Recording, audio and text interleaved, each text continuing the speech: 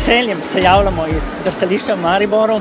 Po dolgih letih uvajamo pred leti enega najbolj atraktivnih terminov, to je drsanje za študente. Malo pozen termin je, pa letos smo dobili kar ugodnega, včasih smo imeli še uro kasneje.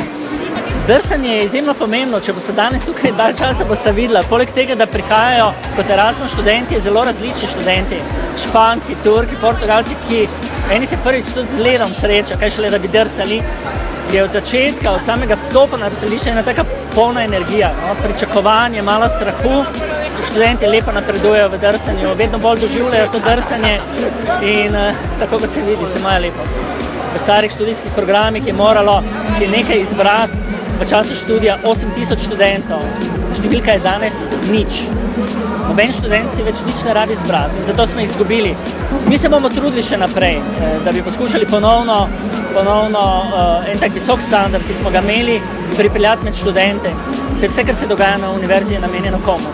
Študentom. In tudi na področju neke telesne dejavnosti je prav, da se še zadnjič malo pozabavamo z njimi. I skated once in my life, but I'm terrible at it. I'm loving it, but I'm really afraid of falling. Ice skating is difficult, it's really difficult. I love ice skating because it's so funny, because I always fall down and I always stay with my friends. It's the first time I ice skate and it's pretty cool, I like it. I'm doing good at the moment.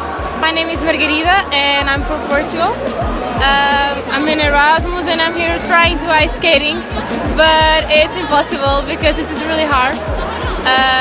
It's my third time because I skated like twice in Portugal, but I couldn't do it. I didn't have enough time to practice, so I'm here just trying. I'm just a little bit scared. I hope with a little bit of practice I will make it better.